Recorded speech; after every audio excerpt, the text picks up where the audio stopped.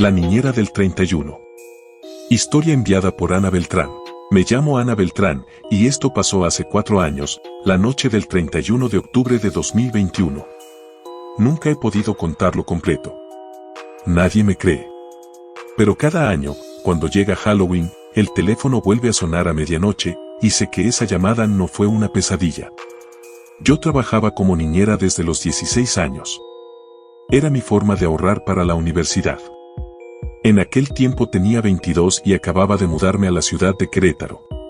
Una amiga de la facultad me pasó el contacto de una pareja que buscaba a alguien para cuidar de su hijo, Tomás, la noche de Halloween.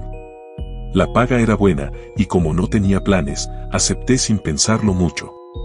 Recuerdo que tomé un taxi hasta la dirección que me enviaron, una casa grande, moderna, en una colonia residencial llamada Lomas de la Esperanza. Desde afuera se veía hermosa, iluminada con calabazas, telas de araña falsas y una enorme figura inflable de un fantasma en el jardín. Pero al bajarme del taxi, algo me dio mala espina. Había muchas casas con luces y niños pidiendo dulces, pero esa casa estaba en silencio, con todas las cortinas cerradas. Toqué el timbre y me abrió una mujer elegante, de unos 30 y tantos, con una sonrisa forzada. «Hola, debe ser Ana», me dijo. «Gracias por venir». Detrás de ella apareció un hombre alto, su esposo. «Perdón por la prisa», dijo. «Tenemos una cena importante y regresaremos pasada la medianoche. Tomás ya cenó, solo asegúrate de que esté en la cama a las 10». Me entregaron un número de teléfono anotado en un papel, por si pasa algo. Luego se despidieron, subieron a su camioneta y se fueron. La casa era preciosa por dentro, muebles modernos, cuadros caros, todo ordenado. Tomás era un niño callado, de unos 8 años, con un disfraz de vampiro. Me recibió sin mucho entusiasmo, con una mirada que me incomodó. ¿Tus papás van a tardar mucho?, le pregunté. Siempre se van, respondió, sin apartar la vista del televisor. Le preparé un chocolate caliente y traté de hacerlo hablar, pero era reservado. Cuando dieron las 10, lo llevé a su habitación en el segundo piso. Su cuarto estaba impecable, con juguetes perfectamente alineados y una luz de noche encendida en forma de murciélago. Lo arropé, apagué la lámpara principal y bajé a la sala. Me senté en el sofá, revisé el celular y puse una película. Todo estaba en calma. Hasta que, alrededor de las 11:47 de la noche, el teléfono de la casa sonó. Era un teléfono fijo antiguo, con un timbre agudo que resonó en toda la casa. Lo ignoré al principio, pensando que quizá era una llamada equivocada. Pero volvió a sonar. Y luego una tercera vez. Contesté. «Hola», dije. Una voz de mujer respondió. «Ana, ¿cómo está Tomás?». «¿Señora?», pregunté, reconociendo la voz de la madre. «Está dormido, no se preocupe. Todo está bien». Hubo unos segundos de silencio. Y luego, con un tono más frío, la mujer dijo. «Ana, no estás sola en la casa». Me quedé helada. «¿Cómo dice?», pregunté. Pero la línea se cortó. Intenté llamarla de vuelta con el número que me habían dado, pero no tenía señal. Tomé mi celular, sin servicio tampoco. El silencio era absoluto. Entonces escuché un golpe seco en el piso de arriba. Pensé que Tomás se había levantado, así que subí despacio. El pasillo estaba oscuro, solo la luz tenue del cuarto del niño se filtraba por la puerta entreabierta. «¿Tomás?», susurré. Entré al cuarto. La cama estaba vacía. Las sábanas tiradas en el suelo, y la ventana, abierta. Corrí hacia ella y vi algo moverse en el jardín, una silueta pequeña que se alejaba corriendo. Bajé las escaleras gritando su nombre, salí al jardín, pero no había nadie. Ni rastro de él. Volví a entrar, y cuando cerré la puerta, escuché otro sonido. Pero no venía de afuera. Venía del teléfono fijo, que volvió a sonar. Contesté, temblando. «Hola». Esta vez era una voz masculina. «Buenas noches, Ana. ¿Podría subir con Tomás, por favor?». Era el padre. Lo reconocí. «Señor, su hijo no está, se salió al jardín y...». «No, Ana, me interrumpió. Tomás está contigo. El tono fue tan seco, tan real, que me recorrió un escalofrío por la espalda. ¿De qué habla? Acabo de buscarlo. Entonces, del auricular, escuché un sonido, como si alguien respirara cerca del micrófono. Y una voz infantil, muy suave, dijo: Ana, ya subí. Colgué de golpe. El teléfono se cayó al suelo. Desde el segundo piso llegó un ruido de pasos. Lentos. Pesados. Como si alguien caminara arrastrando los pies. Subí despacio, sin entender lo que estaba pasando. La puerta del cuarto de Tomás estaba abierta de par en par. Y dentro, sentado en la cama, había un niño, pero no era el mismo. Llevaba el mismo disfraz de vampiro, pero su cara estaba pálida, sus ojos completamente negros, como pozos vacíos. Tomás, susurré, ¿qué haces? El niño sonrió. Una sonrisa forzada, demasiado amplia. Mis papás ya llegaron, dijo, señalando la ventana. Miré hacia afuera. Y vi la camioneta de los padres estacionada frente a la casa. Sentí alivio por un instante. Bajé corriendo, abrí la puerta, y ahí estaban ellos. O eso pensé. La madre estaba de pie, sonriendo. El padre detrás de ella. Pero algo estaba mal. Sus rostros parecían rígidos.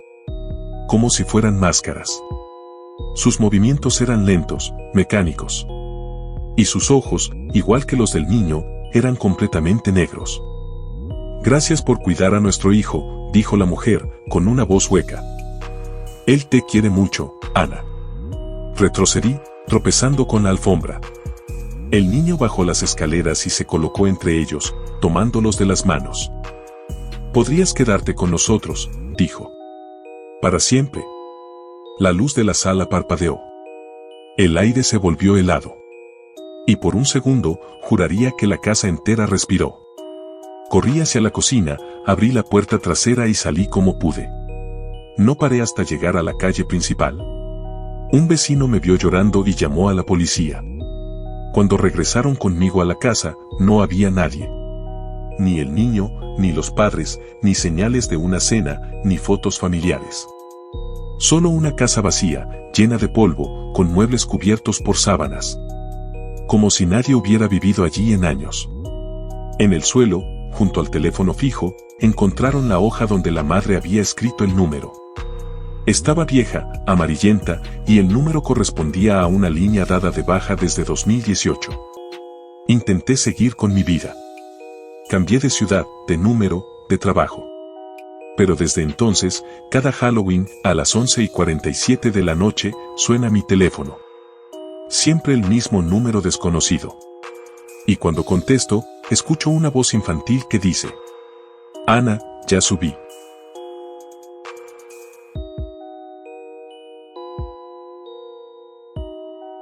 La llamada desde el cementerio. Historia enviada por Pedro López. Mi nombre es Pedro López, y esto que voy a contarles me pasó hace ya unos años, exactamente la noche del 31 de octubre. Lo recuerdo con tanta claridad que a veces siento que no ha terminado, como si todo siguiera ocurriendo en un rincón del tiempo al que sigo atado. Desde entonces, cuando suena mi teléfono de madrugada, todavía se me hiela la sangre. Esa noche empezó como una broma. Yo tenía 22 años, estudiaba comunicación en la universidad y me la pasaba haciendo videos con mis amigos para YouTube. Hacíamos de todo, bromas, retos, cosas tontas para divertirnos y conseguir vistas. Pero esa noche, a alguien se le ocurrió que podíamos grabar algo diferente, algo con un poco más de adrenalina. ¿Por qué no entramos al cementerio y grabamos un corto de terror?, dijo Leo, mi mejor amigo. En ese momento a todos nos pareció una gran idea. Nadie pensó en lo que podía salir mal. Éramos 4, yo, Leo, Sandra y Marcos. Decidimos ir al cementerio municipal de San Andrés, un lugar viejo, con muros agrietados y árboles enormes que lo cubrían casi todo con sombra. Nos habían dicho que por las noches no había guardia, así que sería fácil entrar y salir sin que nadie nos viera. Llegamos poco antes de la medianoche. La reja principal estaba apenas entornada y el viento hacía que chirriara, como si el lugar respirara por sí mismo. Llevábamos linternas, una cámara pequeña, nuestras máscaras de Halloween y los celulares. Recuerdo que al principio todo era risas.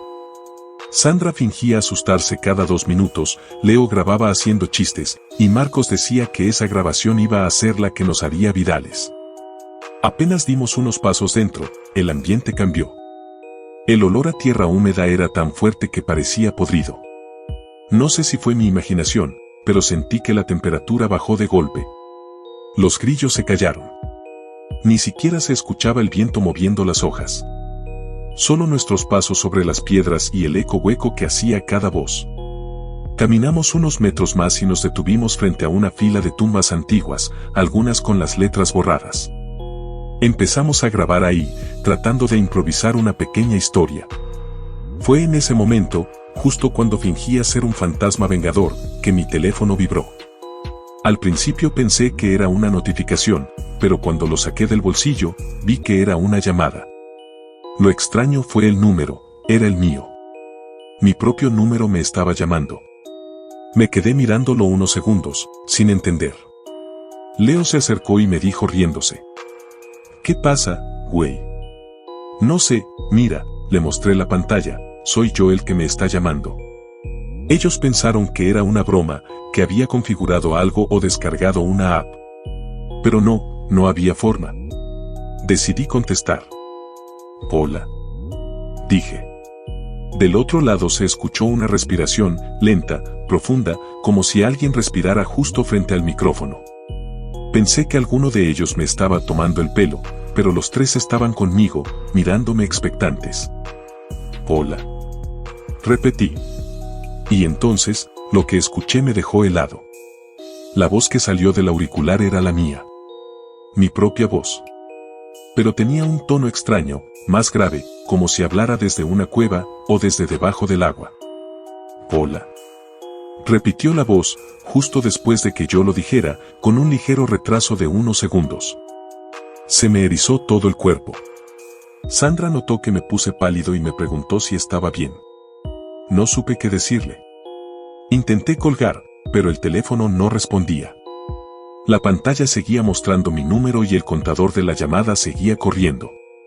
Entonces, la voz habló otra vez, pero esta vez no repitió mis palabras. Dijo algo más. No mires atrás. Lo dijo con calma, pero con una firmeza que me paralizó. Y por supuesto, cometí el error de mirar. Detrás de nosotros, en la penumbra, vi algo moverse entre las tumbas. Las linternas empezaron a parpadear todas al mismo tiempo. Por un instante, todo se volvió oscuridad total. En ese parpadeo, Marcos desapareció. Estaba justo a mi lado, y en un segundo ya no estaba. Gritamos su nombre. Sandra empezó a llorar. Leo decía que teníamos que salir, que seguramente Marcos había corrido hacia la salida, pero cuando intentamos volver por donde habíamos venido, algo no cuadraba. Caminábamos y siempre terminábamos en el mismo pasillo de mausoleos. Como si el cementerio se repitiera, como si estuviéramos caminando en círculos aunque los giros fueran distintos. Yo aún tenía el teléfono en la mano. La llamada seguía activa. Miré el contador y marcaba 000666. Me quedé sin aire. La voz volvió a sonar, pero esta vez con un tono más bajo, casi un susurro que se mezclaba con el ruido de estática. Uno de ustedes no salió. En ese instante escuchamos un ruido, como si alguien raspara la tierra con las uñas. Venía de nuestra derecha. Leo apuntó la linterna y vimos una mano salir de entre la tierra. No era la de Marcos. Era una mano gris, hinchada, con las uñas quebradas y la piel pegada al hueso. Sandra gritó y salimos corriendo. Yo ni siquiera recuerdo cómo llegamos a la reja lateral. Solo recuerdo el sonido de mis pasos, mis pulmones ardiendo y la respiración de alguien más corriendo detrás de mí, aunque cuando volteaba, nadie estaba. Saltamos la reja y corrimos hasta el auto. Cuando por fin cerramos las puertas, me di cuenta de que mi teléfono seguía en llamada. Colgué con fuerza, lo apagué y me quedé mirándolo un rato. Tenía miedo de que vibrara otra vez. Al día siguiente, la policía encontró el cuerpo de Marcos dentro del cementerio. Dijeron que había sido un accidente, que tropezó, cayó y se rompió el cuello.